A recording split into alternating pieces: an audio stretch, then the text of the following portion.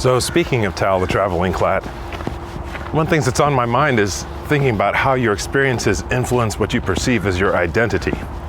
Like, I never intended to be a vlogger, but now I'm keeping a vlog. At the same time, I never actually intended to be going on a choir tour. I mean, how did that even happen?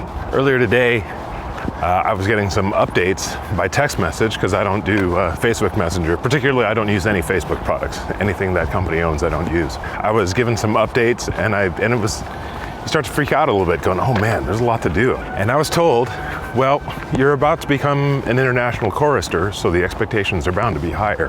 How did that even happen? So I don't have much by way of choral experience. I mean, I've always loved music. It's always been dear to my heart. And when I was in college, I was in a grunge band. Growing up in the Northwest, you know, we had a grungier kind of sound. A bunch of us wound up moving, and we'd still play together once in a while. And then afterward, I developed a love for open mic nights. Playing out in public wasn't something I'd ever done much of. We were mainly a garage and studio band. Actually performing was a new thing. And I wound up doing a lot of karaoke. There's a far cry between singing karaoke and choral music. I mean, how did that even happen? I really got a lot more involved in my religion, in my faith in 2008. You know, music is an important part of many forms of worship, particularly Catholic worship. We have a very long and rich tradition of it. And it was then when I started singing in a choir. Now, I'd taken music theory and I'd learned a bunch of stuff, but I wasn't a sight reader. I didn't understand a piece of music by looking at it. I really came to understand music as worship. In Catholic worship, it is a liturgical ministry. A few years later, I found myself helping conduct the youth choir with the teens of my parish. That was something I didn't ever envision myself doing either, especially since I didn't have a musical background. I had a very clear segregation in my mind of the difference between music as worship and music as performance.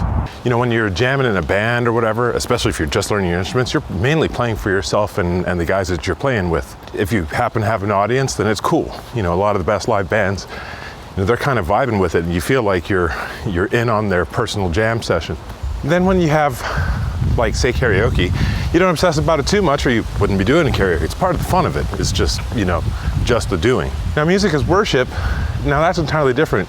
It's collaborative, but its purposes are different. Being in a performance choir or competition choir, now that is an entirely different animal to me.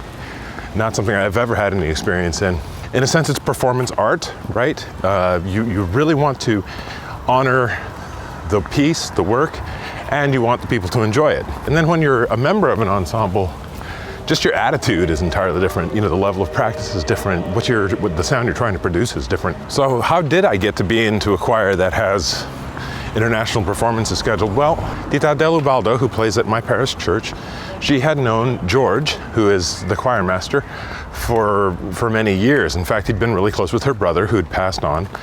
And one Sunday after church, she brought us up there and we hung out at his house. It was cool, and we met him. The next thing I know, though, a couple weeks later, we were at one of his choir rehearsals. And Saringhimig is his group that he founded, you know, 45 years ago when he was in college. You know, there's been a revolving door of members. They have continuously been mounting these kinds of vocal performances.